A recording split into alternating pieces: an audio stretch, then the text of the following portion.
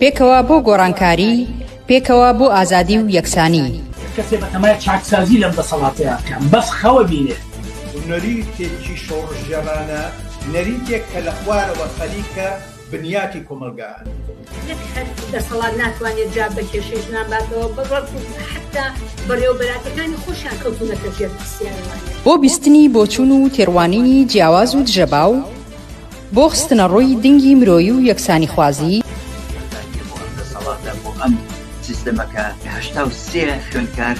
دێک کۆردا بخوێنێت. ئەم ناوانە دروستە بۆیان تەنها ناوی حکوومەت دروست نییە بۆیان چەک و پارەیان لەسەنیکەوە معنایکی نامێنە ئیتر چارەسەری بنەڕەتی بۆ کێشەی خەڵکی کوردستان و لەلانانی ئەم دەسەڵاتەیە. هێنانە پێشەوەی دنگی ناڕزایەتیە جەماوەریەکان و بڵندگۆیەک بۆ هەڵسوڕاوانی، هێناوە بەهۆی خۆپشاندانەکانەوە بۆ بەهۆی خۆڕاگری خەڵک و ئیرادەی خەڵکەوە بۆ کە بەدەستێنراوە. بێکارانە بە ئەودەسێکی کەم ئیشەکەن و ماگانە موچەکانیان پێنادەن. وازات خەڵک تونتر ئەبێ. ئەگەر مەترسیەک هەبێ لەسەر هەرێمدا یەکێتی و پارتی بۆ خود یەکێتی و پارتی مەترسی وڵاتەکانی منتیقەشیان بۆ سەر هەرێم زیاد کردووە. خستنەڕووی واقعیەتی دەسەڵات و ئۆپۆزیسیۆنی ساختە و پەردە هەڵماڵین لەسەر نیازیان،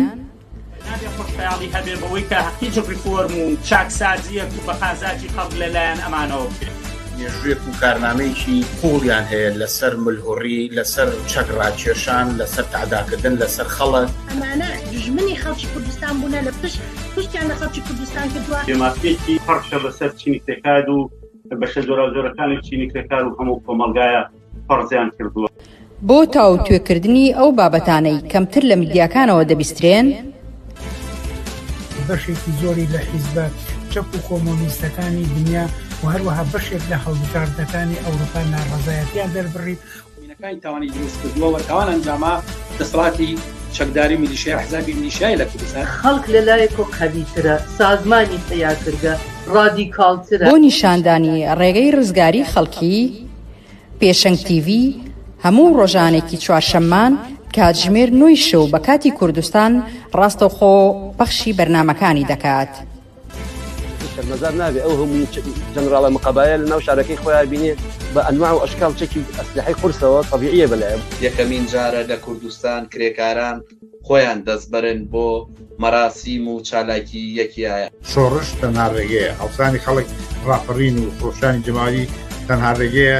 کە ئەڵتەرنەتیڤێک دابینکە. لە فەیسبوک، یوتیوب، ئینستاگرام، تویتەر و تیکتۆک فۆلۆمان بکەن. بەرنامە و گرتە ڤیدیۆیەکان ببینن. پێشەنگ تیڤی، پێکەوە بۆ گۆڕانکاری، پێکەوە بۆ ئازادی و یەکسانی.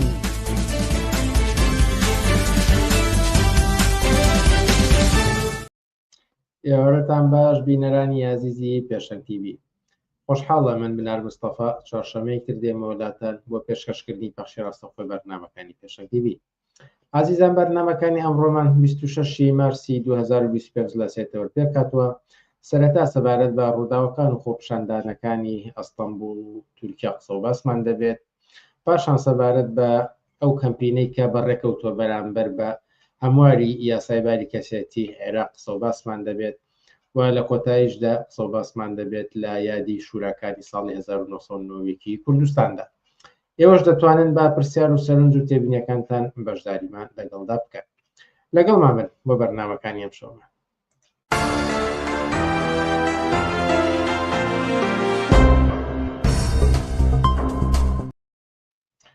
بەڵێ بینەرانی عەزیز زەرۆک ئاماژەم پێدا ئەو خۆپشاندانانەی یەک هەفتەی ڕابردوو لە ئەستەمبوڵ تەوەری یەکەمی ئەمڕۆمانە و ئەم بابەتش لەگەڵ موحسین کەریم سەرنووسەری بڵاوکراوی ئۆکتۆبەر تاوتێ دەکەین. موحسین کەریم ئێوارەت باش و سپاس کە ئەم جارەش لەگەڵمانیت. ئێوارە ئێوە باش، سپاس بۆ ئێوەش بۆم دەرفەتە. دەوترێت کە هەڵبژاردننی سەرکۆماری ئایندەی تورکیا لە ساڵی 2028 و لە ئێستاوە ئەو لایەنەی کە پێوترێ ئۆپۆزیسیۆن کاندیدی خۆی دیاری کردووە کە ئەوەی کە ئێستا پارێزگاری ئێستای ئەستەمبوڵە و لەلایەن دەسەڵاتداران ئێستاوە زیندانی کراوە. ئەم شەڕوململانەیە 3 ساڵ بەر لە ئەنجامدانی ئەو هەڵبژاردنە بۆچی یان بە شێوەیەکی پرسم ئێستا لە تورکیا لە ئەستەمبوڵ بە دیاریکراوی چی ئەگوزارێت کە دەیان هەزار کەس دەژەنە سەر شەقامەکان. بەڵێ دەست خۆش تاوان ڕاستەکەی کە پێش لە 3 ساڵ لە ئەنجامدانی انتخابات ئەم ڕووداوانە ڕوایات مۆزوعەکەوەی کە دۆخی کۆمەلگای تورکیا خۆی دۆخێکە کە لەوانەیە نەتوانێت چاوەڕێی تا ساڵی 2028 بکات. بۆیە طبعاً بابڵین ڕووداوەکان تەسریع بوون، ینی بابڵین پێش لە کاتەکانی خۆیان تەقینەوە. ئەویش بۆ بوو کە بە بڕوای من طبعاً دۆخی تورکیا بەرحاڵ لە زۆر لایەنەوە قابلیەوەی کە ئینسان قسەی لەسەر بکات وە هەموو ئەمانە دەوریان هەبوو لەوەی کە ئەم ڕووداوانە ڕووبات، لەوەی کە دۆخی تورکیا وەکو هێزێکی ناوچەیی ئیقلیمی کاریگەر لە لیبیاوە تا بە وڵاتانی جنوبی بابڵین ئەوەی ناوچەی قەوقاز و ئەوانە ئەم دەوڵەتە دەسڵات بە قیادەی ئۆردوگان لەمانە هەمووی دەوری و نەخشی هەیە و بە جۆرێک ئەتوان بڵێم نەوێک لە هەژمونی خۆی لە ئاستێکی فراوانە لە وەکو یاریزانێکی ناوچەیی بەرەو پێش بردەوەمە حتمما لە هەموو بارێکەوە پێویستی بۆ کام دەسەڵاتە بەعزەی هەنگاو بنێ. یەکێک لەوانە طبعاً هەنگاولانەکانی بۆ بتوانێت کەمە جێبەجێ بکە پێویستی بە فەزایەکی جەنگی بووە، فەزایە کە مەسەلەن هەمیشە ئەم ئامادەسازیە ناو کۆمەلگای تورکیا دروست بکە کە ئەو پێویستی بەوەیە کە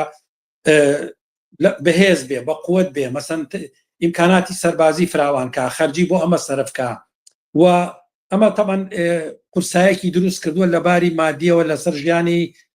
خەڵکی تورکیا. بێجگە لەوەی طبعاً کۆمەلگای تورکیا یا بڵین دەوڵەتی تورکیا وەکو کۆمەلگایەکی بۆرژوازی تووشی قەیران و مەشاکیلەکانی خۆی بووە، ژیانی خەڵک بەرەو خراپتر چووە، گرانی بە شوێکی خەتەرناک ژیانی خەڵکی وێران کردووە، ناڕەزایەتی لە ناو توێژەکەم دەرامەتەکانی کۆمەلگاو لە ناو چینی کرێکارە بە شوێکی فراوان بەرەو پێش چووە. یعنی ئەمانە هەمووی ئەو فشارانن کە ژیانی خەڵکیان سەخت کردووە و حکوومەتی ئۆردوگان بیمان نەچێت دەسڵاتی ئۆردوگان لە ساڵی 2023 کاتە سەر حکوم بە جۆرێک نەتیجەی فەشەلی بابڵین دەسەڵاتەکانی پێشتر کە ناسیۆنالیزم ئەتاتورکی بوو لە بەرامبەر کۆمەلگای تورکیا لەبەرەوەی کە ئیتر ناسیۆنالیزم نەیەتوانی نال و ئەو بۆ خەڵک تەمین بکە، خەڵکی تورکیا وتیان دەنگین بەم هێزەی تر بە تایبەتی کە تەیب ئۆردوگان خۆی بابڵین سەرۆکی شارەوانی ئەستەمبول بۆ کۆمەڵێک ئیسلاحاتی کردبوو کە جۆرێک ژیانی خەڵکی باشتر کردبوو، ینی لەسەرم بنەمایە دەنگی درراوە بە هەر لە بیداتە توانی کە کۆمەڵێک بابڵین هەنگاوی ئابووری بنێ چاکسازی ئابووری بکات جۆرێک لە سەرەتایی دەسەڵاتیان ژیانی خەڵک تۆزە باشترکە. بەڵام درێژە کێشانی 20 ساڵ لە دەسەڵاتی ئەم حکومەتە ینی تەمانەمە بە کۆتایی خۆی گەیشتووە، ینی پرۆسەی بابڵین ئیسلاحاتی ئابووری و باشکردنی ژیانی خەڵک بە دەرەجەیەک لەگەڵ ئیسلاحاتێکی اقتصادیە کە جۆرێک بژانەوەی ئابووری توانێت نەوێک لە ژیانی خەڵک باشترکە ئەمە تەواو بووە و ئەمە زەختێکی فراوانی لەسەر خەڵک دروستکە وتم مەساریف و خەرجیەجانکان شەمەش مەسرەفێکی تر کە ژیانی خەڵک سەختە، ناڕەحەتی ڕوبەڕووی ژیانێکی سەخت بوونەوە. ئەمە لایەنێک لایەنێکی کەش بەڕاستی ئۆردوگان بۆی کە بتوانێت ئەم سیاستێ بێتە پێشەوە پێویستی بۆ بە کە نەوێک لە ئیستیبداد و سەرکوت و ئەوەی کە ئەو دیموکراسی لە ناو کەوانەیە دیموکراسی تورکی کە هەبووە بە جۆرێک یعنی وای لێ بکات کە بەرحەڵێ پەرلەمان هینی خۆی بۆ مەجموعەیەک تەمان بابڵین دامەزراوی دەسەڵات لە تورکیا هەبوو، بەڵام جۆرێک نەوعەنما پیانە و دیموکراسێکی بۆرژوازی پەرلەمانی تورکیا تایبەتمەندێکی خۆی هەبوو کە مەجاڵێکی تیا بوو ئەحزاب دەسەڵدەستی دەسەڵاتکەوە سیستمی باڵین ڕیاسەتی وزەرا بوو سەر ینی ئەوە بوو. بەڵام ئۆردوگان تەبەن لە ڕەوتی ئەوەی کە بتوانێت ئەم هەژمونەی خۆی ناوچەکەیە وەکو هێزێکی اقلیمی دروست بکە باڵین تەسبیت بکە پێویستی بۆ بکە لە داخلی شەنەوەیەک کە دەسەڵاتی خۆی تەسبیت بکەوە، دەسەڵاتی حیزبی عەدالەت و تەنمیە و خۆشی وەکو تەیب ئۆردوگان دەسەڵاتەکەی تەسبیت بکە و بکەم سیستمی پەرلەمانی گۆڕی بۆ سیستمی ڕیاسی لە تورکیایە و تەبەن بەو نفوزەی کە هەیبوو لەسەر بنەمای باڵین هەنگاوەکانی پێشووتری ئەتیبارێک ناو خەڵکە هەیبووە نەوێک لە ژیانەوەین بۆ هەمێک کە خەڵک پێی هەبوو بەڕاستی ئەو بوو کە توانی زۆرینەی پەرلەمانی بەدەست بێنێ و سیستمی پەرلەمانی بگۆڕێ بۆ کۆماری و تەبەن ئەم سیستمی کۆمارێ معلومە کە نەوێک لە تەسبیتی دەسەڵاتی خۆی بوو مەجبێک ئاڵوگۆڕی ترکراوە لە دەستورا کە بە جۆرێک مەسەلەن دەسەڵاتی ئۆردوگان درێژە کات و هەتا ئێستا قسە دەسەروێک کە ئەوێت ئاڵوگۆڕ دروستکە لە دەستورا بۆ ئەمەش پێویستی بەوەی کە ئاڵوگۆڕ لە ڕێگەی پەرلەمانە بکات و مەسەن وابێت کە بتوانێت بۆ جاری سێم ئەمە دووەم جارە خۆی کاندیدەکە بۆ جاری سێمیش خۆی کاندکات و بەرحەڵ مەبەستمێ کە بڵێم جۆرێک لە ئیستیبداد و سەرکوت و باڵێن ئەو دیموکراسیەی لە ناوکەوانە کە پێشتر ئەمەشی مەحدود کەوتەوە و فشارەکانی بۆ سەر خۆپیشاندەران بۆ سەر چینی کرێکار بۆ سەر ناڕەزاتەکانی کرێکاران بۆ سەر باڵێن خوێندکاران بۆ سەر کۆمەلگای تورکی لێدان لە ڕێکخراوە چاپەکان کۆمۆنیستیەکان بابڕێن سەندیکا کرێکاریەکان بابڵێن هەموو ئەو لایەنانی کە نەیاری ئەوەن بابڵێن خێرا زیندانیکردنی ئەندام پەرلەمانەکان و سەرۆکشارەوانەکانی سەرۆکشانە کوردەکان و دانانی قەیوم و بەبڕین ئەوەی کە لەلاەن دەوڵەتەوە تەنسیب بکرێ بەسەر ئەمانە هەمووی نەوەک لە فەزایەکی بیرۆکراسی و ئیسیدادی دروست کردو کە خەڵک لە مەشت تووڕێە ئەمە لە هاوکات بوو لەگەڵەوەی کە ئۆردوگان بۆی کە ئەم منافیسەی کە گومانی هەیە لی باتەوە لە انتخاباتەکەیە کاویش ئەکرەم ئیمامۆغڵو کە سەرۆکی شارەوانی گەورە شارەوانی ئەستەمبوڵەوە لە دوو هەڵبژانی تران لە حیزبەکەی ئۆردوگانی بردوێتەوە مەسەنە گەردیقەت بە ئێستا سێ شاری گەورەی تورکیا بەدەست جاپەوەیە بەدەست حیزبی جمهوری کۆماری تورکیەوەیە کە سەرۆک شارەوانی ئەستەمبوڵ سەرۆک شارەوانی ئەنقەرەوە سەرۆک شارەوانی ئیزمیر کە سێ شاری گەورەی باڵێن پڕنفوزی تورکیان بەتابەتی ئەکرەم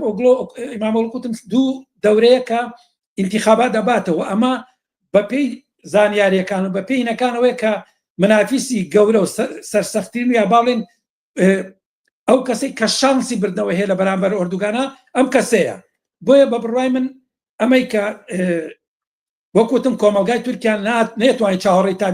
ساڵی 2020 بێ هەم بۆ تورکیا هەم بۆ بڵین بۆ حکومەتی تورکیا ئۆردوگان هەم بۆ پۆستوێنەکە هەم بۆ خەڵکیش ئەگەر ئەم چاوەڕوانکردنە سەخت و بۆیە بە بڕوای من ئۆردوگان خۆی ئەیزانی کە لەسەر ئەم کوانوە لە ئاگر دانیشتووە ئەم کێشمەکێشە بەرەوڕێتە هەتا مەسەلەی سوڵحی لەگەڵ پەکەکە و لەگەڵ هێزە کوردیەکانە بە جۆرێک من لە شوێنی کە شاوتمە نەعێک لە ئیستیقرارێکی سیاسی داخلی بۆ خۆی دروستکەوە لە بەرامبەر باڵێن ئۆپۆزیۆنی سەرەکیە بتوانێت کوردەکان بەلای خۆیان ڕاکێشێ ئەمە ئەو دۆخە بوو کەوای کرد ئۆردوگان پەناباتە بەر ئەوەی کە کەیسێک دروستکە بۆ ئەم کەسەی بۆ منافیسەی کە بیکاتە سجنەوە تەمان کردنە سجنی و ئەگەر ئەو ئیدانە بکرێ باڵێن حکم بدرێ معلومە فەرسەتی خۆکاندیدکردن و فرسەتی بردنەوەی نامێنێ و یەکێک لە ڕێگری سەرەکیەکان بەدەم ئۆردوگان لاچێ لەو لاشە ئۆپۆزیسیۆن بۆ ئۆپۆزیسیۆن بەتایبەتی بۆ جاپا ئەمە مانوو نەمانە بۆ ئەوان ئەنی ئەگەرم کاندیدیان بدۆڕێەوە و بکرێتە سجنەوە ئەگەری ئەوەی کە لەم دۆخە تایبەتیە ئەمان بچنەوە دواوە زەربێکی گەوریان بەرکەوێ ئەمەش خەتەرە بۆ ئەژمان و نەمانە بەتابەتی کە پرۆسەی سوڵحی بینی ئەوکوتن حکومەتی تورکی و پەکەکە هەیە هەم جاپا ئەوێت بە جۆرێ بێ بە خاوەنی هەمە حکومەتی تورکیاش ئۆردوگانەوە بێ بە خاوەنی ئەمە بۆیە لە دۆخێکی نامستەقری سیاسی کۆمەڵایەتی ئیقتصادی ناوچەی و ئیقلیمیە دەست بۆم کارە براوە وکوتم هەم لە تەرەفی ئۆردوگانەوە ئەبوایە دەمەی بکردا بۆی کە ئەم منافیسە بێت دەرەوە وەزەربەیەکی لێبات وە زەمینەکان بۆ انتخاباتی داهاتوو تامین بکات ئەوەشی کە زۆرنەی پەرلەمانی ئەگەر بە ئیتفاق لەگەڵ کوردەکانە بێت بەتابەتێکە پرۆسەی سوڵح بڕاتە پێشەوە ئەو چەند مەسەڵەن دەیاندەنگەی دەم پارتی ئەگەر لەگەڵ ئەندا پەرلەمانەکانی ئەکەپاین کە ئەتوانێت دەستور بگۆڕێ ینی هەتا بەڕای من پرۆسی سوڵحەکەی لەگەڵ پەکەکەوانە بەم ئیتیجاهەیە ینی تورکەوی دەسەڵاتی خۆی استقرارێکی سیاسی و ئەمنی بۆیە ئەمە دۆخەکەی بەسە کوتم بۆ جاپەش بە هەماشکڵ ینی ئەمەی قۆستەوە پێی وایە کە ئەمە یەکێکە لە کات دەهرەمینەکانی بەتابەتێک و ئاگادارن ئەوان نەوەیەک لە انتخاباتێکی ڕەمزیان کردووە بەپێی باڵێن ڕاگەیاندەکان باز لەوکرێک کە زیاتر لە 13 ملیۆن کەس دەنگیان ناوە بە ئەکرەم ئیمامۆغڵۆ بۆ سەرۆکی کۆماری تورکیا کەواتە ئەمە بە بڕوای من ئەو وەزعەیە کە ئەم کێشمەکێشەی پێشخست وە لێرەیە بە بڕای فاکتەرێکی مهم کە نابێت لە منیگرمن کەوتم دۆخی اقتصادی ناڕەحەتی خەڵک ژیانی خەڵک تووڕێی خەڵک ئەمانە ئەمەش هاتۆ ناو مەشهەدەکەەوە ینی بارحاڵ دوو تەرەف کە ئۆردوگان و حیزبەکەی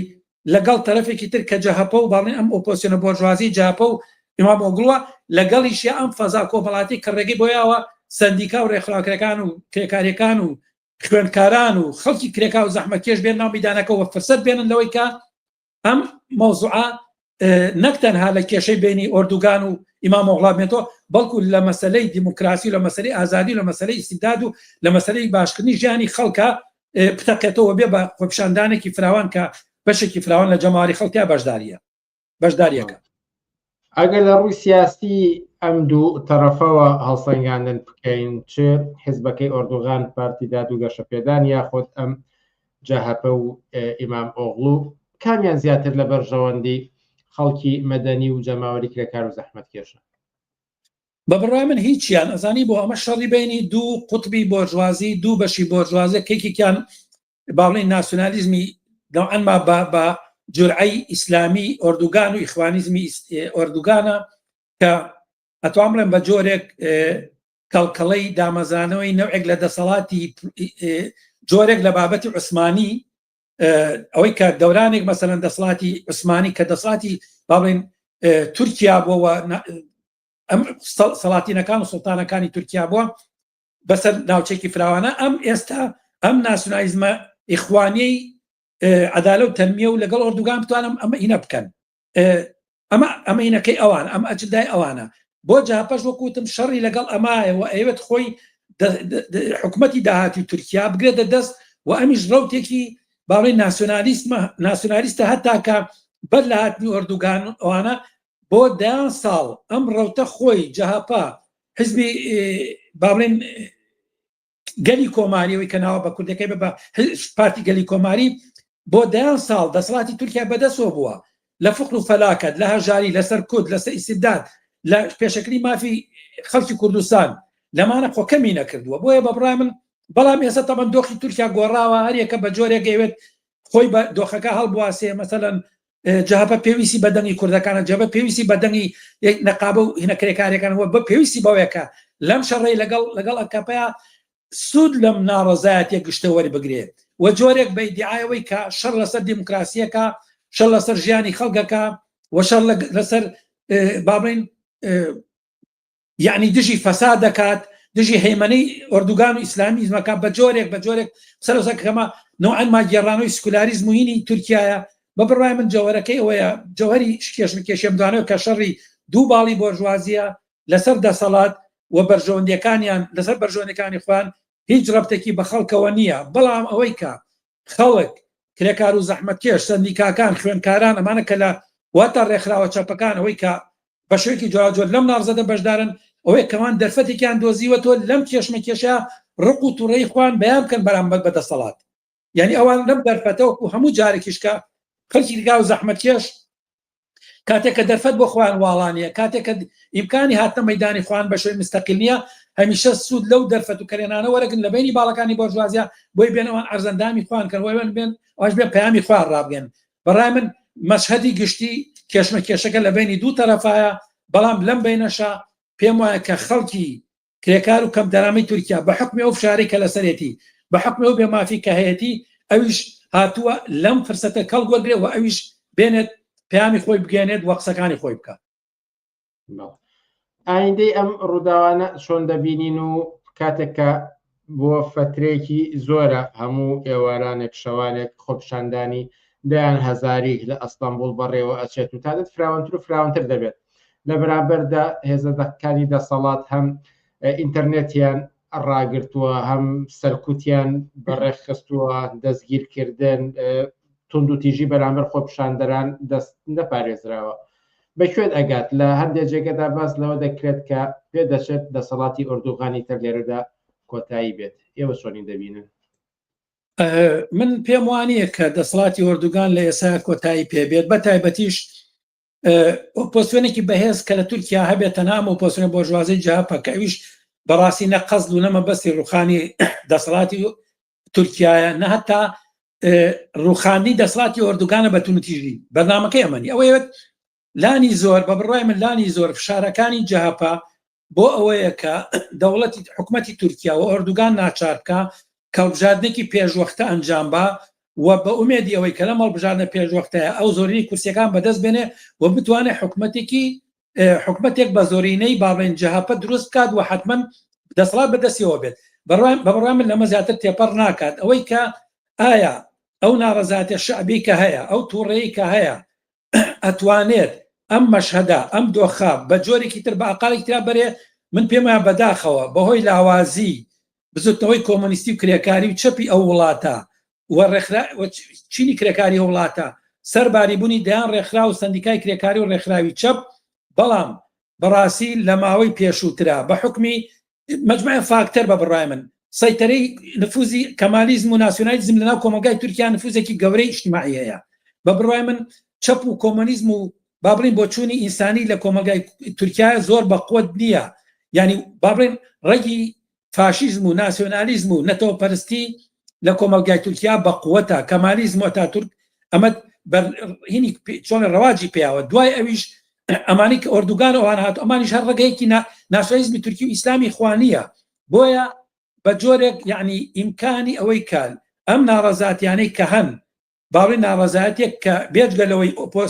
ئەنی جەهەپەیە ناڕەزایەتی سندیکاکان حیزبە چەپەکان کرێکاران و گەنجان ئەمانە کە لە دۆخی ژیانی خوان هاتوونەتە سەرجادە بەداخۆ بە حکمی ئەو زوعفەی کە هەیەی لەباری ڕێخستن و لەباری هوشیاری سیاسی لەباری ڕۆشنبوونی خەتی سیاسیەوە ئەو لە ئێستایا بە بڕای من لە ئێستا بەم دۆخی ئێسەی ئەو دەرفەتە کەمترە من ناڵم مطلقاً نییە ئەو دەرفەتە کەمترە بتوانێت دۆخەکە بەو ئیتیجا بگۆڕێت کە بە قازانجی کرێکار و زەحمەتکێش و خەڵکی کەمدەرامەی تورکیا یەکلایی بێتەوە کە بتوانن دۆخی ژیانیان بگۆڕێ بەڵام ڕەنگە ئەم شارانە و کوتم بە گشتی فەزایەک دروستکە کە انتخاباتێکی پێشۆخە دروست بێ و جیهەپە بتوانێت ئەگەر بیباتەوە یا ڕەنگە هەتا ئۆردوگان خۆی بیباتەوە جارێکیکە ئەگەر ئۆردوگان بیباتەوە معلومە کە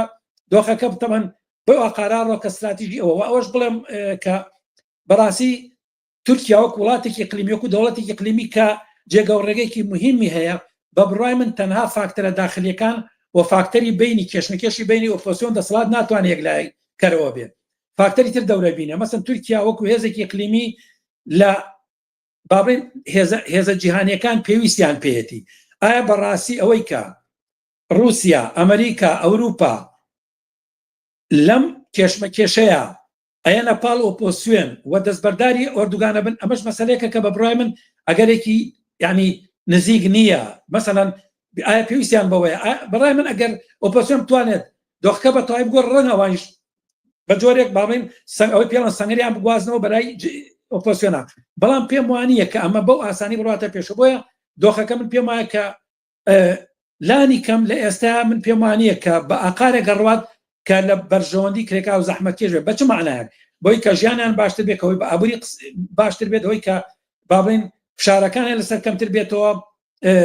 بێکاری کەمتر بێتەوە فرسەتی کار زیاتر بێت کرێ زیاتر بێ ژیانیان باشتر بێت و نەوەیەک لە ئازادیەکان زیاتر بکە ئەمانە بە بڕای من ینی بە ئەگەرێکی کەمتر ئەگەری هەیە و زۆرتر ئەوەیە کە ئەم فەزا گشتی کە هەیە لە چوارچۆی دۆخی گشتی تورکیایە بمێنێتەوە لە تەحیل خاوە یاوەتە ئۆردوگان و خۆمەتی یاوەتە گەر ئۆردوگان نەیباتەوە ئۆپۆزیسیۆن میباتەوە لە انتخاباتێکی پێشوەختا بتوانێت ئەو لە جیاتی ئۆردوگان دەسەڵات بگرێەوە ئەو اینجا لە ناو باڵێن لە رابطە بە کۆمەلگای تورکیا لە ڕووی داخلی و لە ڕووی جیهانی ئەوەکو تەرەفی دەوڵەتی تورکیا دەرکەوێت جاوی کە چیەکە من پێمە بە حکمی ماهیەتی چیناتی جاپا ڕاستەکەی من ئومێدێک و تەوقعێکی ئەوەم نییە کە کارێک کە لە بەرژەوەندی ئەو خەڵکە بێت کە ئێستا لە ناو ئەم کێشمەکێشەی جەهەپە و ئۆردوگانە هاتن بەیدان وە بە جۆرێک جاپا ئەتوانێت ینی سوودیان لێ وەربگرێت من پێم وانێت کە ئەوە لانی کەم بەم دۆخەیە ئێسە و بەم دەرەجە لە تەنزیم و لە ڕێخستن و لە ئیستیقالەتی سیاسی فکری کرێکاران و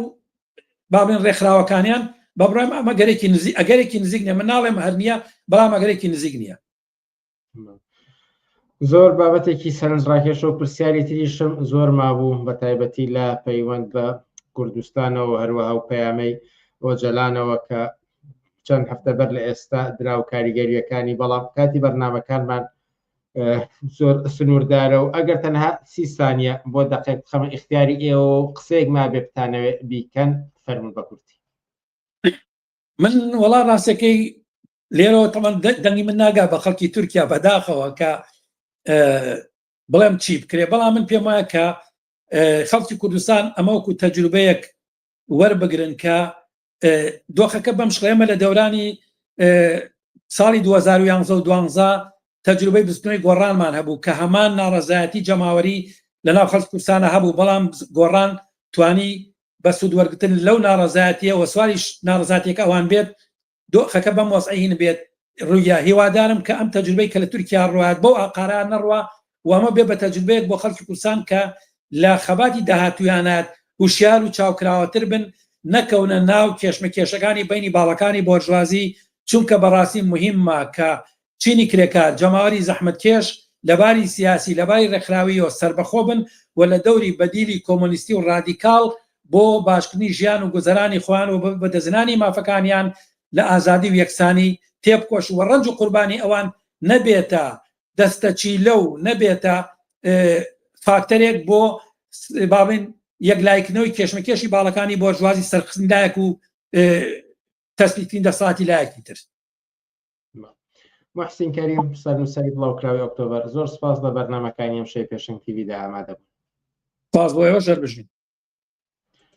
عزیزان وچانێکی کورت و پاشان سەبارەت بەو کەمپینەی بەرامبەر هەمواری یاسایباری کەسێتی لە عێراق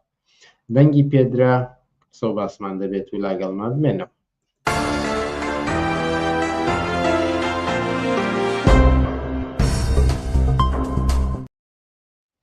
مەڵە بینەرانی عزیز هەمواری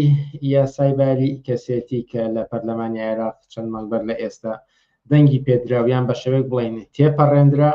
بەڵام لەلایەن زۆرێک لە ئازادی خوازان و هەڵسوڕاوانی چالاکوانانی سیاسیەوە تێنەپەنراوە بەڵکو هێشتا کەمپین لە بەرامبەریدا بەردەوامە. لەسەر ئەم کەمپینش ئێمە قسە باسمان دەبێت ئێستا لەگەڵ ڕێنوار جەبار لا ڕێکخراوی دەرەوەی حیزبی کۆمستی کرێکاری کوردستان. ڕێنوار جەبار ئێوارە باش و سپاسکە لەگەڵمانیت. سڵاو خۆشەویستی بۆ ئێوەش سڵاوم هەیە بۆ بینارانی بەرنامەکانتان. لەسەر ئەم کەمپینەی کە بەڕێکخراوە و ئێوە وەکو یەکێک لە دیارترین کەسایەتی کە بەرپرسیارەتی ئەم کەمپینەتان لە ئەستۆگرتووە دواتر یەینە سەر لایەنەکانی تر و هەروەها لەسەر ئەوەی کە ناوەڕۆکی ئەم یاسایەتی بۆ قسە باسمان زۆر کردووە بەڵام کەمێک ببیستین کە چی کراوە لە بەرامبەر تێپەڕاندنی ئەم یاسای هەمواری باری کەسێتی عێراق. بەڵێ طبعاً ئەم کەمپینە لە دەرەوە بڵێن لە دوای ئەوەی کە یاساکە دەرچوو لە پەرلەمانی عێراق دەستی پێکرد بەڵام پێشەوە لە ساڵی ڕابردووە هەمووی بە تایبەتی لە ناوخۆی عێراق و کوردستان فعالیت و هەڵسوڕانی جۆراوجۆر کراوە گەر ئێوە تامەن معلوماتان هەیە کە تەحالفی 1970 یەکێک بوو لەو بچوونەوە گەورانی کە لە سەرتاسەری عێراق و بە تایبەتی لە کوردستانیش هەڵسوڕان و فعالیتی هەبوو لە دژی ئەم یاسایە بەڵام بەداخەوە سەرنجام یاساکە لە پەرلەمان لە ڕێکەوتنیەکی سیاسی لە نێوان فراکسیۆنەکانە شیعە و سوننە و فراکسیۆنی کورد دەنگی پێدرا. ئێمەش بە دژی ئەو یاسایە ئاستێکی سەراسەریە کەمپینێکمان ڕاگەیان کە کەمپینێکی حیزبی نییە کەمپینێکی جەماوەری کۆمەڵایەتیە لە ئاستی سەراسەریە و لە 8 مارسا توانرا بەجیا لە خودی کەمپینەکە و لینکەکە شێوەی جۆراوجۆر لە زۆربەی وڵاتەکان ئیمزا کۆکرێتەوە و تا ئێستا ئەوەی کە کراوە توانراوە ئاستێکی فراوانە سەرنجی خەڵکێکی زۆر بۆ ئەم کەمپینە ڕابکێشرێ بەڵام بە ئەندازەی پێویست هێشتا کاری زۆری ماوە بۆی بتوانێت تەسیر گوزار بێ لە پەیوەند بەو یاسایە کە وەکو ئەزانن ژیانی ملیۆنەها ژن و مناڵ و بە تایبەتی کچان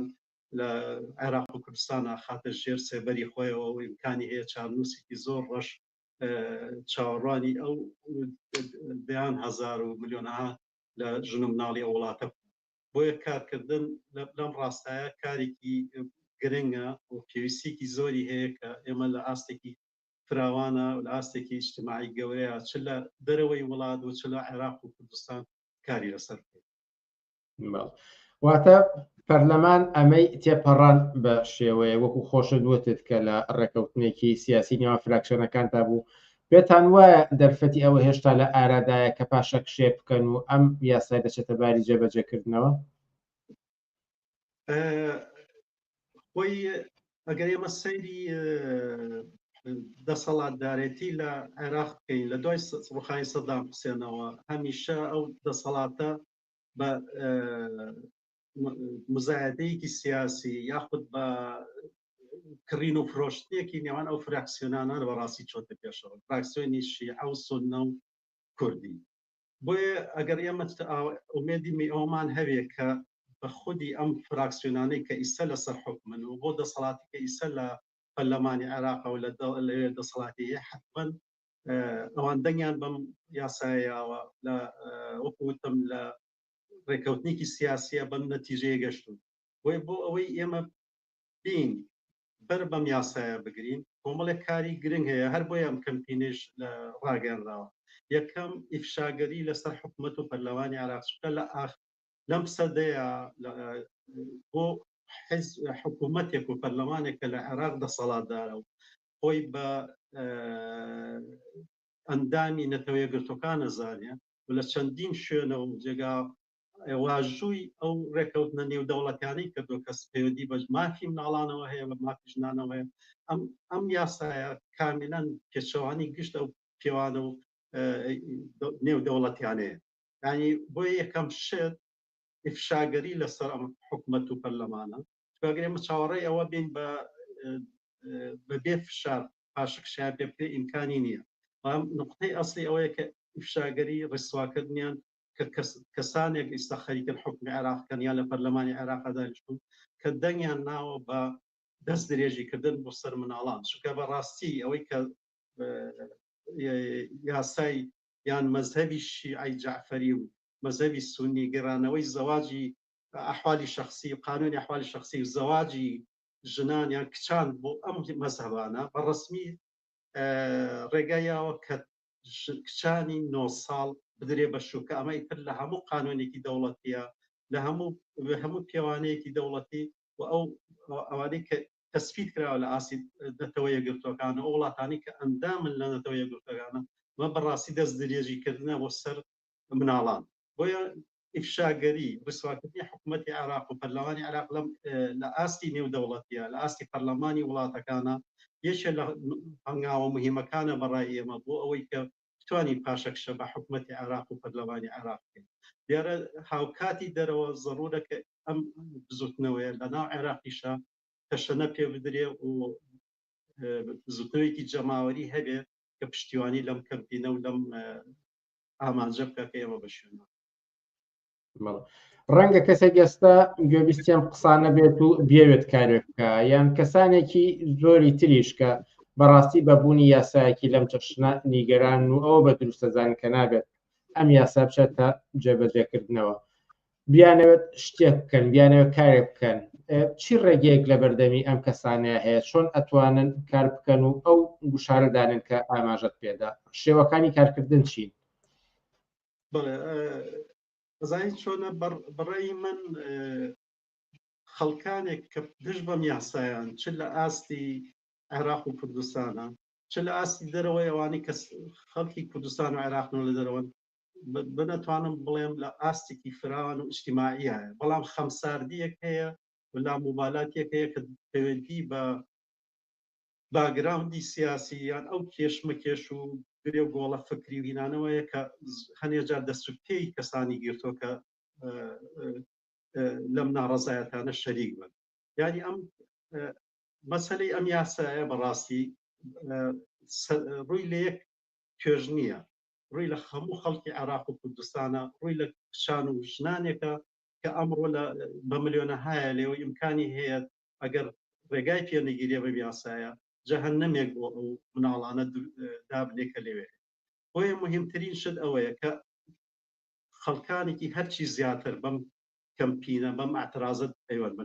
ینی شکل و شێوەی جۆراوجۆر هەیە ئێمە تەمان ئیمزا کۆکردنەوە لە پشتی ئەم کەمپینە یەکێ لە شێوەکانی ئێمە ئامانجمان ئەوەیە کە هەزارە هەست کەس بینینە پشت ئەم کەمپینە بۆی وەزنێکی سیاسی و کۆمەڵایەتی هەوێ بتوانێت فشار لەسەر پەرلەمانی ئەم وڵاتانە دابنێ هەروەها لەسەر UN دابنێ کە زەختێک دابنێ لەسەر حکوومەتی عێراق و پەرلەمانی عێراق پاشەکشەی بەڵام ئیمکانی هەیە شێوە ڕێگای زۆر زۆر بگرێتە بەر لەوانە بۆ نمونە لە ئاستی فراوانە هەر کەسێک لە ئاستی خۆیەوە کە ناڕازیە بەم یاسایە کە پێی وایە ئەمە پێشێلکردنێکی سەراتایترین مافەکانی مناڵان و ژنانە لە کوردستان و عێراق ئەتوانێت دەنگی خۆی هەڵبڕێ یەکێ لەوانە کە 8 مارسە لێرە ئێوە مەجموعەیە کردە ڤیدیۆیمان بڵاو کردەوە هەر کەسێ لای خۆیەوە ئەتوانێت کردە ڤیدیۆیەک بڵاو کاتەوە بانگەوازکە کە من دژی ئەم یاسایەم تۆش پێوەی پەیوەستە و دژی بە ئەمە سەرەتایی ترین شتەکە ئێمە هەر یەکێ لە ئێمە ئەوانەی کە گوێیان لەم پامەیە گوێیان لەم چاوپێکۆکنێ بینەری تەلەڤیزۆنەکە ئێوەن ئەتوانن لە هەرێک کەسێ لە ماڵەکەی خۆیەوە لە ناو تۆ دۆست و هەوادارانی خۆیەوە لە کەسانی دەوروبەر ینی ئەم مەسەلەیە دژایەتی ئەم یاسایە ئەبێ بکەینە ئەلگۆیەکی ئیجتیماعی کۆمەڵاتیکەن ئاسی سەراسەریە دەنگی هەبێت بۆ ئەندازەی کە زۆرترین خەڵک پێشتە پشت ئەم بانگەوازە بۆ ئەندازەیە ئێمە ئەتوانین حکوومەتی عێراق و پەرلەمانی عێراق سوا بکەین و زەختێکی زیاتردا ڕێگا و شوێنی تر وەکو بۆ نمونە لە هەر وڵاتێکە ئەکرێ ئێمە پەیوەندی بکەین بە ڕێکخراوەکانی دیفاع لە مافی مناڵان و ژنان و دیفاع لە مافی مرۆڤ هەروەها ئەو ڕێکخراو و نەقابە کرێکاریانی کە هەن حتا ئەحزابی ناو پەرلەمان حتا حکوومەتی ڕسمی ینی ئەمانە مهمە کە کەسانێکە من لە هەر وڵاتێک بە هەر شێوەیەک بەیانەکرێ پەیوەندی بەو شۆنانەوە بکەن و نامەیەک ناڕەزایەتی بنێرن کە پەرلەمانی وڵاتەکانیان تداخلکە لەم کارەیە چکە بۆ ئەندازەی کە ئێمە دەنگی ناڕەزایەتی بگەینی هەموو شوێنێک پشتیوانێکی گەورەتر بۆم زوتوێ ڕاکێشین بۆ ئەندازەیە ئێمە توانی سقلی ناڕەزایەتەکانمان زۆرتر بێت نمونەی تر زۆرە بۆ نمونە ئێمە توانین لە هەر دووسێ کەس کە ئیمکانی هاوڕان لەگەڵ ئەم کەمپینایەوە دەیانەوێن شارێک یان کارێک بکەن بە ڕاستی ئەمە بێجگە لە ئیمزا کۆکردنەوە بێجگە بە شێوەی جۆراوجۆر لە ناوەندی شارەکانە مێزکتابدانیان و هەوڵ بدەن سەرنجی خەڵکی ئەم وڵاتانە کە ئێمە تایەژین بۆ ئەم کەمپینە بۆ ئەم ناڕەزایەتی ڕابکێشن لەگەڵی شیا تاوان مهمە کە ئەم دەنگانە بچێتە دەرەوە بە شکلێکی تر بۆ نمونە بەڕێی من زۆر مهمە لە بەردەمی پەرلەمانی وڵاتەکانە شێوەی کۆبوونەوە گردبوونەوەی ناڕەزایەتی بە هەر شکلێک هەبێ ڕێک بخرێ لە هەموو وڵاتەکان هاوکات نامەی ناڕەزایەتی و ئیمزایانی کۆکراوەوە تەسلیمی پەرلەمانی وڵاتانە بکرێت هەوڵ بدرێت بانگەواز بکرێت لەو پەرلەمانی وڵاتەکان لەسەر ئەم قەزیە جلسەیەکدا بڵێ بۆ نمونەیەکە بۆ پیۆما حزبی نوێنەرێکی حزبی چەپی سوید بانگێشی وەزیری خارجیە یان وەزیری دەرەوەی سویدی کردبوو بۆ پەرلەمان لەسەر ئەم مەسەلەیە لی پرسیبەوە کامی یاسایەکی وا لە پەرلەمانی عێراقا بەڕێوە دەنگی پێدراوە ئێوە هاوێستان چییە یەکێ لەم ینی ئەمانە بۆ خۆی جێگای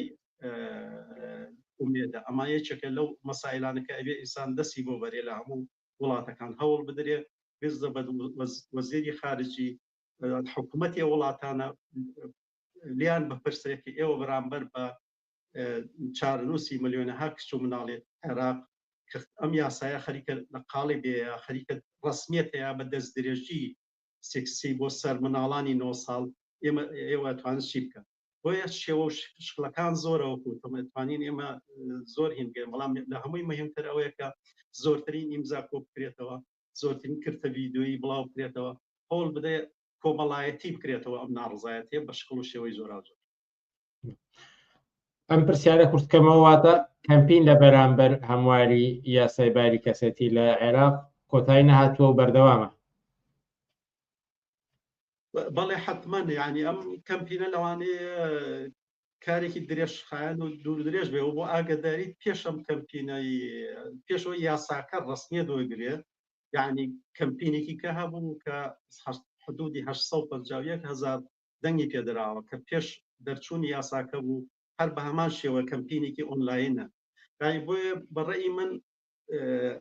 هەر لە هەر ئینسانێکی سادە بپرسی لەم وڵاتانە هەم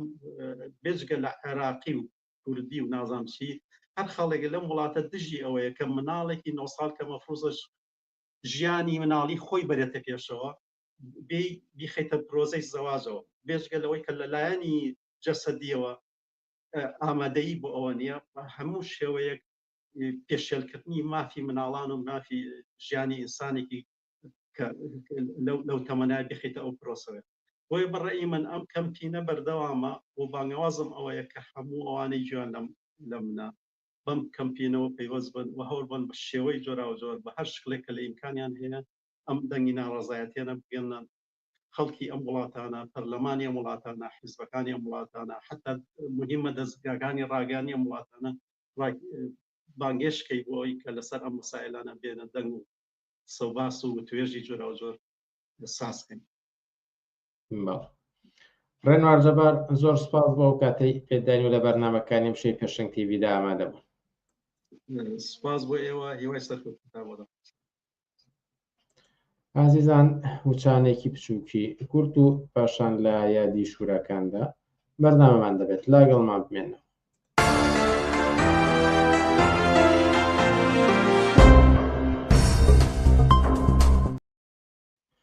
بەڵێبینەرانی ئازیز سیویەکی سێ هەوڕۆژێکە بە ڕۆژی گیانبخردکردوانی شوورەکان ناو براوە و شوورەکانیش کە لە بەهاری 1990 هاتنە ئاراوە ساڵانە لە بەرنامەکانی پێشەنگ تیڤیدا لە ساڵ یادەکانیدا قسە و باسمان بوو ئەم ساڵیش وەک ساڵانی پێشوو قسە و باسمان دەبێت لەبارەیەوە. ئەم بەرنامەیان تاوتوێ دەکەین لەگەڵ نووری بەشیر یەکێک لە هەڵسوڕاوانی شوورەکانی ئەو سەردەمە. نووری بەشیر ئێوارت باش و سپاسکە لەگەڵمانیت. ئێوارەی خۆتان باش و سپاس بۆم فرسەکە. ئێوە وەکو یەکێک لە بەشداربووانی ڕاپەڕین و هەڵسوڕاوانی بزوتنەوەی شوورایی ساڵی 1990 ئەگەر قسە و باسێک بکەن لەسەر یادی شوورەکان کە ئەم ساڵە چی دۆخێکدا لە چی هەلومەرجێکدا ئەم یادە دەکرێتەوە و جیاوازی لەگەڵ ساڵانی پێشووتردا چییە؟ بەڵێ هەڵبەت ئیمساڵ کە یادی شوورەکانەکەینەوە یان ڕووداوەکانی ئازار بە ڕاپەڕین و شوورەکانەکەینەوە 34 ساڵ پێ پەڕێ بەسەر ئەو هەلومەرجە کە زۆر مەسایل گۆڕاوە لە ئاستی دنیا و هەروەها لە ئاستی ناوچەکە و کوردستان و عێراقا لە جێگا و ڕێگای ئەحزابەکانە زۆر مەسایل گۆڕاوە و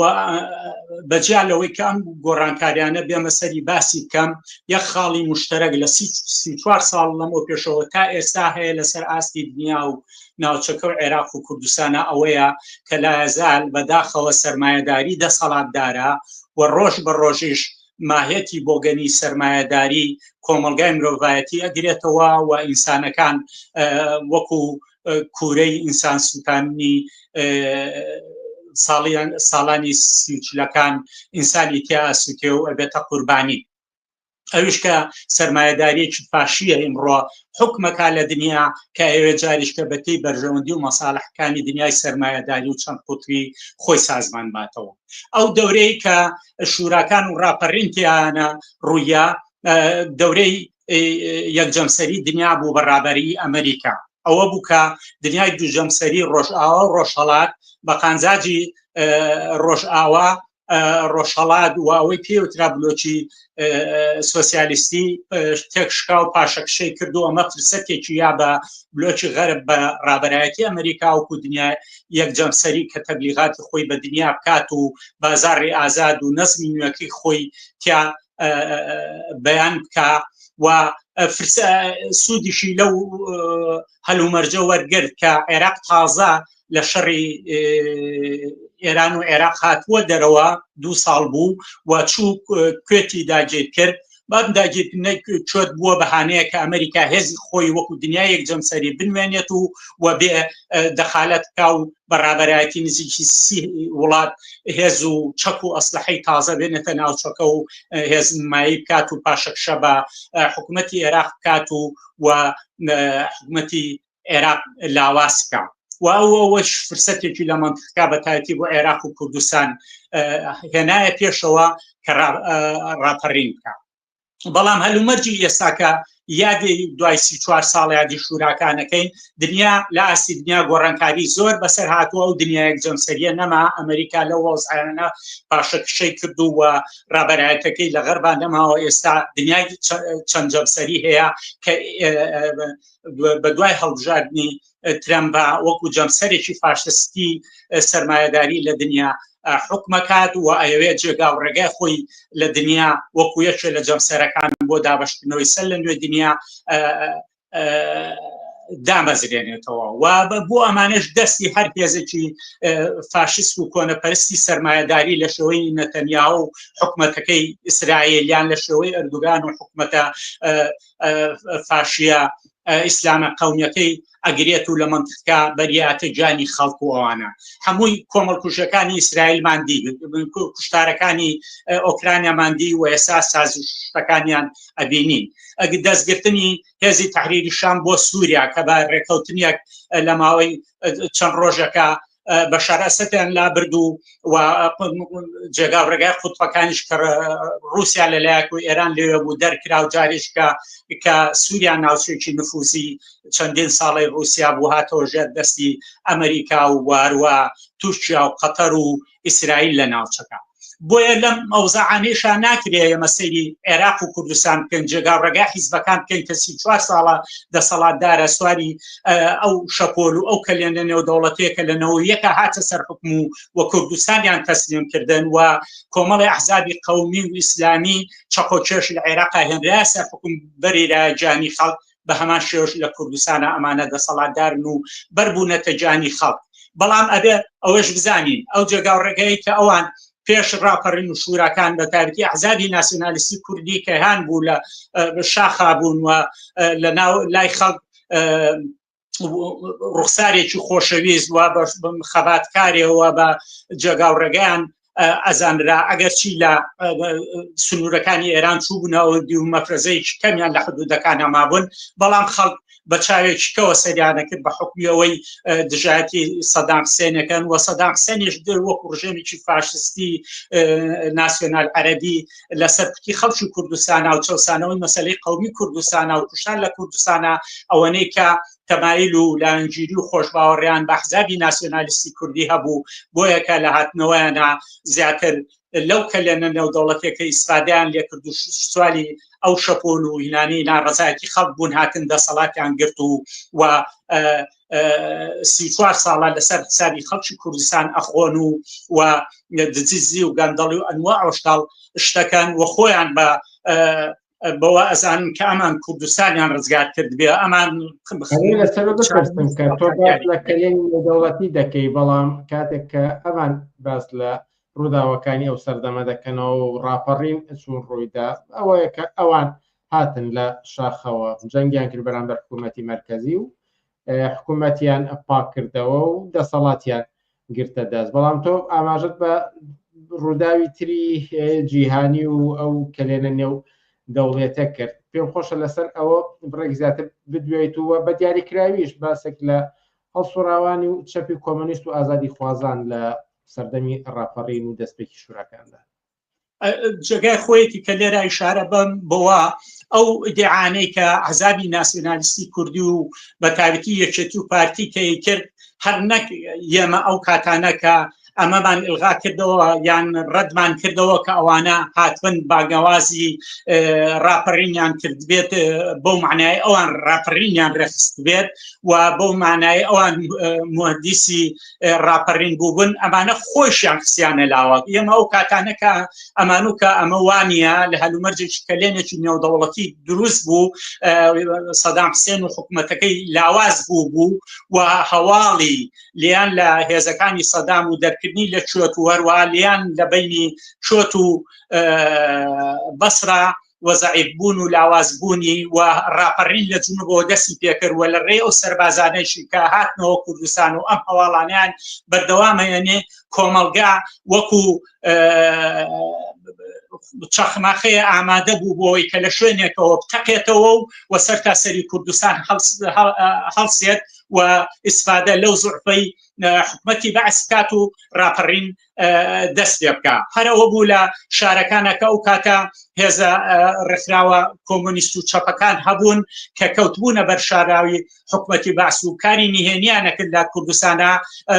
لەو هەواڵانەوە هاتن کۆمیتەکانی ڕاپەڕینیان دروست کرد و خۆیان بۆ ڕاپەڕین ئامادە کرد بە هەمان شێوەش ئەحزابە ناسیۆنالیستەکان ئەگەرچی مەفرەزەی کەمیان لە ناوخاکی کوردستانە مابوو باقی سەران و برکەکانیان لە ئێران نابوو ئەم هەواڵانیان ئەزانی و پەیوەندیشیان لەگەڵ ئەمریکا و سیاست خۆیان گرێدا بوو بە سیاسەتی ئەمریکا و ئەمانەوە هیچ بەرنامەیەکی نەڕاپەڕینیان نەبوو نە لایەن ڕۆشن بوو نەیانزانی خەڵکیش چیەکە بەڵام خۆیان بەس بووە بۆەوەی کە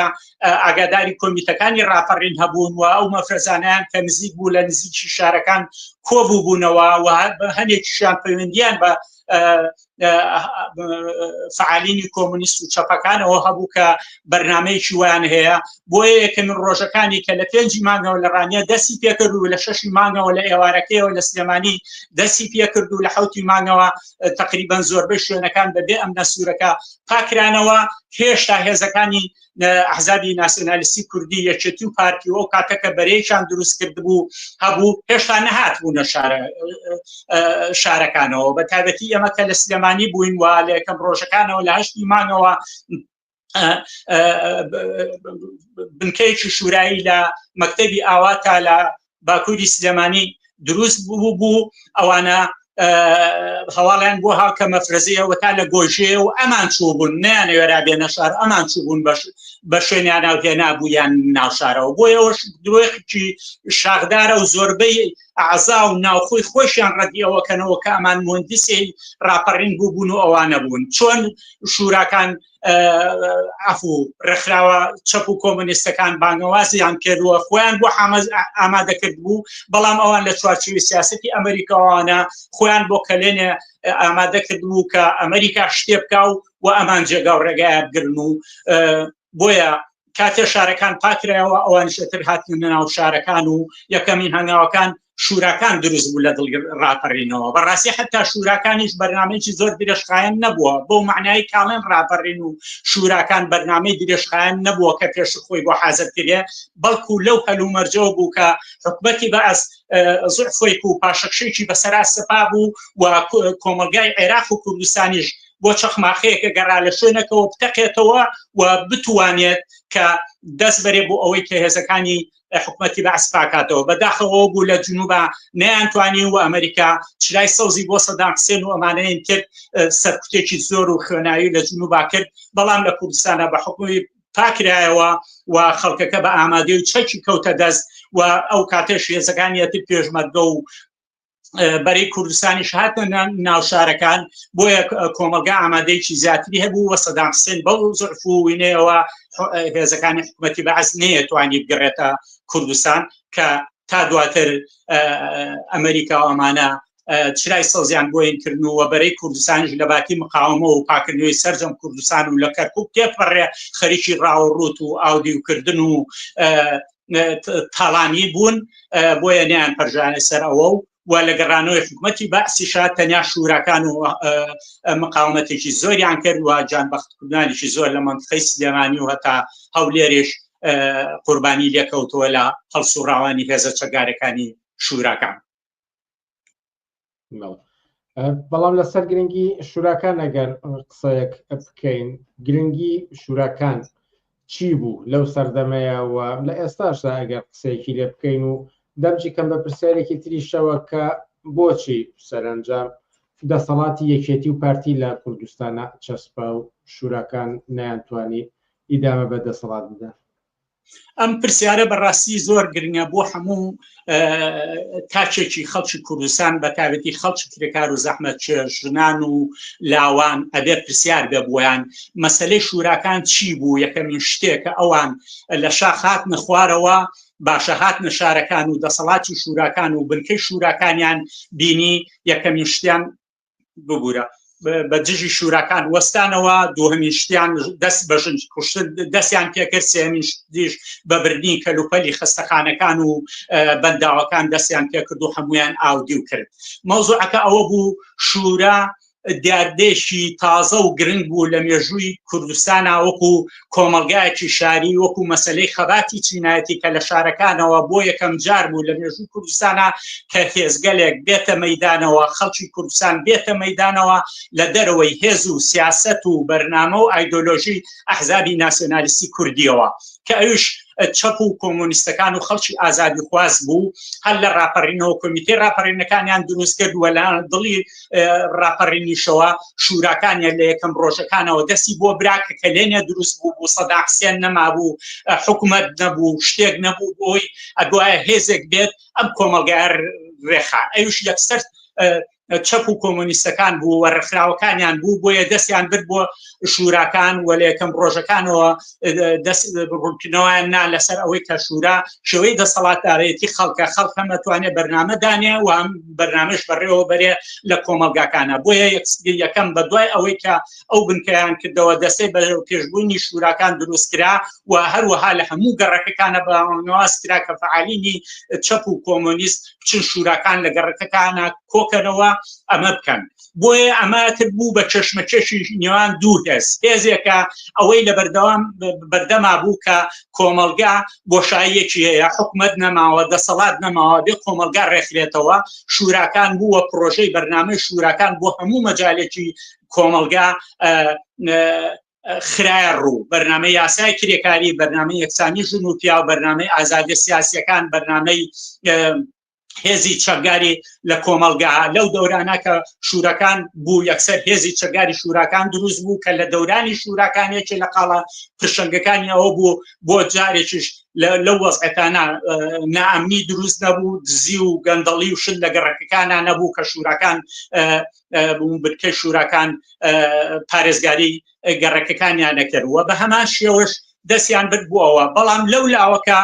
بەرەی کوردستانی هەبوو کە حیزبەکانی هەم یەکێتی و پارتی و هەم ئیسلامەکانیشی تیابوون هیچ بەرنامەیەکیان نەبوو بۆ کۆمەلگا ئیلا ئەوە دێدام و جەزگاکانی حکومەتی بەعز بێنن ئەو مەسئولین و مدیر دایرە و هینانەی پێشوو کە هەیە لە جێی خۆیان بمێنەوە ئەمانش شەریک بن لەگەڵیانە بە شێوەی سەدام حوسێن و حکومەتی بەعز دەسەڵاتەکان بگرنە دەسەوە و کۆمەلگا ئیدامە بن بۆیە ئەمە کەوتە نێوان دوو هێزەوە هێزێک کە نوێنەرایەتی خەڵکی کرێکار و زەحمەتکێشی کرد کۆمۆنیستەکان و ئازادی خوازەکان بوون بۆ دەسەڵاتدارێتی خەڵک بۆ ئەوەی خەڵک هەمووی کەس برسی نەبێ هەموو خەڵک بتوانێ بژی نائەمن نەبێ بۆ خەڵک و دەسەڵاتی شتێش کە لە گۆڕینی دەسەڵات و دەوایر و ئاسایش و هینەکان لە حکومەتی بەحسەوە بۆ دەسەڵاتی ئەحزابی ناسیۆنالیستی کورد واتە لەسەرەوە دەسەڵاتێک بن بەسەر سەری خەڵکەوە و بتوانن سەرکوتوهینی خەڵکەن بۆ ئەوەی خەڵک بمێنەوە بۆیە یەکسەر بەرەی کوردستانی ئەم شورانەی لە بەرامبەر خۆیان بینیەوە کە ئەمە هەڕەشەیەکە بۆ سەر ئایندەیان و هەڕەشەیەکە بۆ ئەوەی کە دەسەڵاتیان نەمێنێ بۆیە بە هەموو شێوەیە کەوتنە پلانجێڕان و بەرنامەدانان بۆ شوراکان بە دژی شوراکان ئەمە تابووری پێنجەمە ئەمە سەر بە حیزبی بەعسە ئەمە دەستی مەنسوور حکمەتی لە پشتەوەی ئەنوا ئەوەشتاڵ شتێک بۆی لەم شورانە بن و دەسەڵاتی خۆیان بێت چکە شوراکان بە دەرەجەی بنکەیان هەبوو لە زۆربەی گەڕەکەیان لە سلێمانیا و دوایی بۆ هەولێر و اینجا بۆ کەرکووک و هەتا لە قەزا و ناحەکانی و مجەمەعەکانی شاشوراکان دروست بوو بووەکو شێوەی دەسەڵاتداری خەڵک جێگایەکی بوو ئەحزابی چەکدار و میلیشیاین نەهێشتەوە کە تا دوێنێ لە شاخە خۆڕی هەموو شتێکیان کرد بوو هیچ کەسێ نەئەکرا لە دەرەوەی سیاست و بەرنامەی ئەوان دەسەڵاتدار بێ بۆیە لەم ڕۆوە هەموو شێوەیەکیان بەکارێناوە خۆیان کۆ کردەوە بۆ ئەوی بەدژی ئەم شورایانە بن و بە تایبەتی لە نمایشی هێزی شوراکانە بۆ یادکردنەوەی یادی کیمیابارانی هەڵەبجە لە 16/1990 لە بەردەرشی سەرای سلێمانی کە بەدەیان هەزار کەس لە هەموو شوراکانی شاری سلێمانیە و ناوچەکانی دەوروبەریەوە کۆبوونەوە لیا کۆبوونەوە ئەمە پەیامێکی گەورە بوو کە ئەحزابی ناسیۆنالیستی کوردی و کوردایەتی لە بەرامبەر خۆیان بینیەوە کە بوو ئایندا دەسەڵاتیان نەکەوێتە خەتەرەوە بۆیە ئەبێ هەرچیان کردووە لە هێزی شورایانە بن بە هەر شێوەیەک بۆیە و ئەنوا وەشکاڵ بەرنامە و فریکاری و هەروەها درۆ دەلەسەیان بۆ هەڵبەستن بۆیە لەو مێژووە تا ئێستا کۆمەلگای کوردستان وەکو کۆمەلگایکی شاری چینایەتی دوو هێزی تایە کای سیاسی تەنیا لەژێر دەستی ئەحزابی ناسیۆنالیستی نەما لەلایەکەوە بزوتنەوەی کۆمۆنیستی و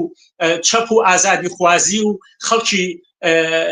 مەدەنی کۆمەلگا لەو لاشەوە ئەحزابی ناسیۆنالیستی کوردی و پشبەستوو بە ئەمریکا و سیاسەتی ئەمریکا حکومەتانی ناوچەوە و وەک بایەختی حکومەتانی دنیا و پەرلەمان و دەسەڵاتەکانیان لەسەر و خەڵکەوە بۆ سەرکوتی خەڵک بۆ پاشەکشەکردن بە ژیانی خەڵک بۆ کردنەوەی هەموو دەنگێکی ئازادی خوازی بۆ کوشت و کوشتاری ژنان. ئەگەر سەیری بەرنامەکانی ئەو دەورەی شوراکان کە هەر کەسی ئەگەر مهتەم بێ بۆ ئەمە بزانێت چکە ئایندەی خەڵک ئەبێ گۆڕانکاری بکە لە کۆمەلگای کوردستانە ئاڵوگۆڕی کۆمەلگای کوردستانیش بێ لە ناوبردنی دەسەڵاتی بۆرژوازی و سەرمایەدار و خێڵ و عەشرەت و مەلاکان ناتوانێت ئەوە بەدۆزدێنێ کە بەرنامە شوورەکان پرۆژەی بەرنامە شوراکان و مەیدانە جیاوازەکان بۆ هەمووی مەیدانی جۆرا و جۆری هەمووی ڕاگەیانوە و ڕۆژانش لە چەشمە چێشا بووە بەرنامەکانی لەگەڵ دەسەڵاتی ئەحزابی ناسیۆنالیستی کوردی و بۆرژوازی هەتا بە دەرەجەیەکیش کە کاتێ حکومەتی بەعسە گەڕێتەوە بە هیچ شێوەی ئەحزابی ناسیۆنالیستی کوردی مقاومەی نەکردەوە بۆ شوراکان مقاومەتیان کرد بەرگریان کرد و هەم لە سلێمانی و لە هەم لێر جان بەخورتوانێکی زۆر لە فعالینی شوراکان هەبوو و تا ئاخرین سەعاتەکانیش حکومەتی بەعس هاتەوە هەولێر و سلێمانی هێزەکانی شورا لە مقاومەتا بوون و ڕێگەیان بۆ سەلامەتی و هینی خەڵک خۆشە کرد کە دەرچن و نەکوژێن بەڵام ڕۆژانێکی پێش هاتنەوەی هەر لە کەرکووکەوە کە حکومەتی بەعس بەرنامەی ئەوەی دانا کە بێتەوە کوردستان بگرێتەوە هێزەکانی یەکێتی و پارتی شاریان چۆڵ کرد و ڕۆشن و چوونەوە حدود و سنوورەکانی تورکیا و ئێران. ئاماژەتان بە قوربانیانی شوراکاندا کە زۆرێکیان لە سیوێکی سێداکە هەم بە ڕۆژی گیانمەختکردوانی شوراکانیش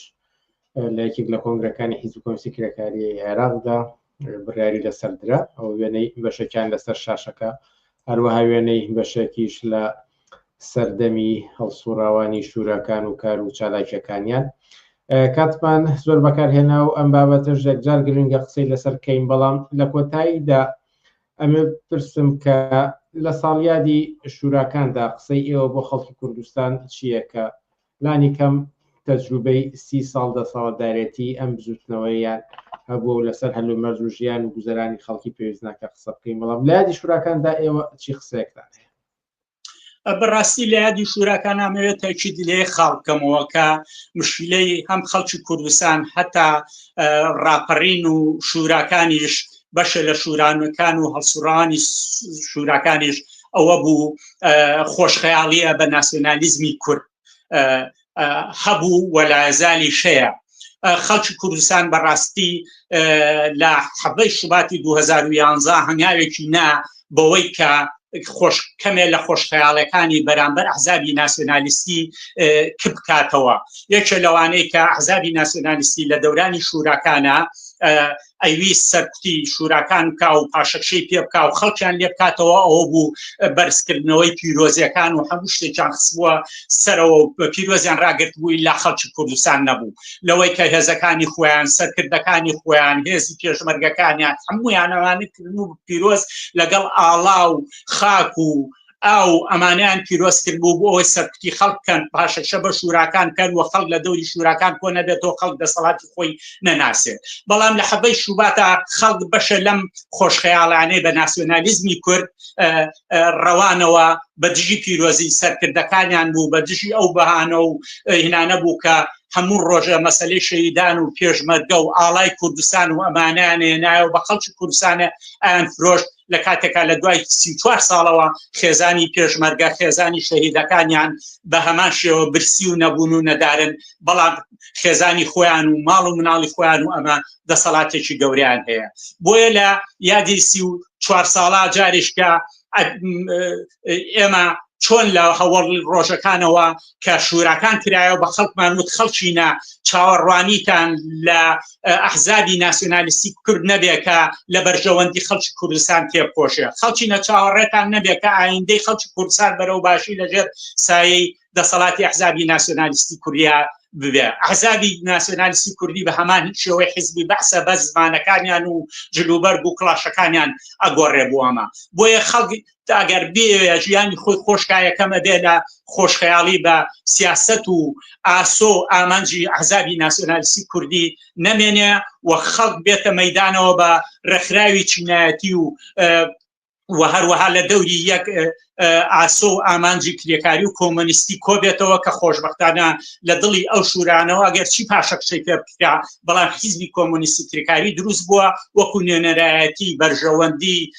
و ئامانجەکانی کرێکاران و زەحمەتکێشان لاوان ژنان و هەتا مناڵانی دڵپڕ لە هیوا باشە مسۆگەر بکات بۆیە لە دەوری ئەم ئاسۆ ئامانجا بێ کۆبنەوە کە کۆمەلگای کوردستان وەکو هەموو کۆمەلگایشکە کۆمەلگایکی چینایەتیە لەلایەکەوە ئەحزابی دەسەڵاتدار کە ئەحزابی ناسیۆنالیستی کورد بە لە پێشانوێچێتی و پارتی و باقی موچەخۆرەکانی دەوریان ئەحزابە ناسیۆنالیستی و ئیسلامیەکان لە دەوریان بەرژەوەندیان لەمانەوەی ئەو دەسەڵات و پەرلەمان و هینا هەیە لەم لاشەوە خەڵک بەرژەوەندی لەوە هەیە خۆشخەیاڵی بە دەسەڵاتی ئەوان نەمێنێ و دەسەڵاتی خۆیدا مەزینێنێ لە شێوەی کۆمیتەکانی خۆیانە لە شێوەی شوراکانی خۆیانە لە ڕێکخراوبوونیان لە یەکێتە کرێکاریەکانە لە گەڕەکەکانەوە لە کارگە و کارخانەکانە ڕێکخراو بن بۆ ئەوەی دەسەڵات و ئایندێکی باشتر بۆ خۆیان و نەوەکانیان لە ئایندا دروست بێەوە ئێمەش وەکو کۆمۆنیستەکان وەکو حیزب کۆمۆنیستی کرێکاری کوردستان لە پێشەوەی خەبات و ناڕەزایەتی و خواست و داواکاریەکانی خەڵکی کوردستانەوەی بژی شوراکان و جانبەخت کردووان خاڵی درەختان و گرنگی شوراکان قسەمان زۆر کرد پرسیاری بینەرە گەمەوەکو دوا پرسیار بێن بەسەر شاشەکە و ئاراستەی ئێوە بکەم دەڵێت کە خاڵە لاوازەکانی بزوتنەوەی شورایی چی بوو ئەگەر وەڵامی بینەربیتەوە بە کورتی سپاس گوزارم ڕاستەکەی ئەوە گرنگە چەند خاڵێک ئەتوانین ئێمە ئیشارە بکەین یەکەمین بە دزنەوەی شورایەکان بەجیالەوەی کۆمۆنیستەکان دەستیان بۆ بردو ئەمانە بەڵام جەماوەرێکی ئازادی خوازی هەبوو تیا بەشدار بوو ئاسوەیەکی ناسیۆنالیستی هەبوو لێیانە لە کاتی ڕێکەوتن و دانیشتنەکانە لەگەڵ بەرەی کوردستانیا کە دانیشتن چەشمە چەشمان هەبوو لەسەر مەجالەکان پاشەکشیان کرد لەوانە ئەوە بوو کە لە هەژدەی مانگە کە نوێنەرانی ئێمە لەگەڵیانە دانیشتووە نوێنەری ئێمە کە ئەو کاتە یەکێک لەوانە خەسرەسایب بوو هاتە دەرەوەتی نوێنەرەکانتان لەوانە خۆشخەیاڵە بە ناسیۆنالیزمی کورد و سازشی کردووە و ئێمە ئەبێ لەسەر خەتی جەماوەری کرێکار و زەحمەتکێش و شوراکان بێت ئەمە خاڵی دووەمیش ئەوە بوو شوراکانیش بە هەمان شێوە دەورەیەکی تازە بوو ئەوەی هەبوو ئێمە تەجروبەیەکمان نەبوو لەوانە تەجروبەکەی هەمان بوو ئەوە بوو شۆرشی ئۆکتۆبەر و شورا کرێکاریەکانی ئەوێ بوو لەگەڵ شۆرشی ساڵی 1970 ئێران و شوراکانی کوردستانی ئێران بوو ئەم تەجروبانە لە بەردەمانە بۆیە شتەکانمان زیاتر لە توێریەوە هێنا و ئەمە هەبوو دووەمیش ناسیۆنالیزمی کوردی پرچەک بوو و ئەمریکاوەمانەی لە پشسەر بوو و بە هەمان شێوە فەزای منتیقەکەش لە مەسلحەتی ئەوان بوو و ترسیان هەبوو یەکێ لەوانە کە ئەو بینەرە بەڕێزە کە ئەمەی نووسیەوە ئەبێ بزانێ یەکێ لەوانەیە کە نیگەرانی هەبوو ئەحزابی ناسیۆنال نەشوران مستەفای اعترافی کرد بوو بەوەی کە ئێمە شوراکان ئەوزاعەکانی لێتەگاوین بۆ لە کاتێک ئەوانیان ویست بکەونە سات و سەودا لەگەڵ حکومەتی باس وەتانی ناوچەکە و لە چوارچێوەی سیاسەتی ئەمریکا شوراکان ئاڵای سوور و یەکسانی ژنوپیا و سەعاتکار و خۆشگوزەرانی بۆ کۆمەلگا دەربڕی بوو بۆیە ئەم ئەوزاعانە ئەم زوعفە لە بزوتنەوەکە کە هەبوو بە ئاسوی ناسیۆنالیستی بە حکمی چەوسانەوەی نەتەوایەتی لە کوردستاناکە ساڵانێکی زۆر لەژێر دەستی حیزبی بەعسە هەبوو بوو خەڵکەوەمی بە ناسیۆنالیزم هەبوو و فەزاکەش بەسەر شوراکان نبوو و بەشێک بوو لەوانەیە کە شوراکان ئیمکان و شتیشی لە بەردەستانە بوو تەجروبەیەکی چەکداری و شتیدیان بوو ئەوان هەمویان چەکدار بوون و چەکیان کۆوە کردەوە پاشەکشە بە شوراکان کرا. نوری بەشیر زۆر سپاس کە لە بەرنامەکانی ئەم شەی پێشنگ تیڤیدا ئامادە بوون. سپاس بۆ ئێوەش سپاس بۆ ئەم فرسەتە. ئازیزان سپاس بۆ بەشداری ئێوەش هەر لێرەدا دێینە کۆتایی بەرنامەکانی ئەم هەفتەیەمان تا هەفتەی ئایندە کاتێک خۆش بۆ هەموو لایەک و شاد و سەرکەوتوو بن و بینەرانی دەرەوەی وڵاتیش بە ئاگا بن لەوەی کە لا دەروی کوردستان کات ئەگۆڕێت و ئەوەی کە پێ ڕاهاتوون کاتژمێرێک دواتر لە هەفتەی ئایندەوە بەرنامەکانی پێشەنگ تیڤ دەست بەکار دەبێت تا هەفتەی ئایندە کاتێک خۆش بۆ هەموو لایەک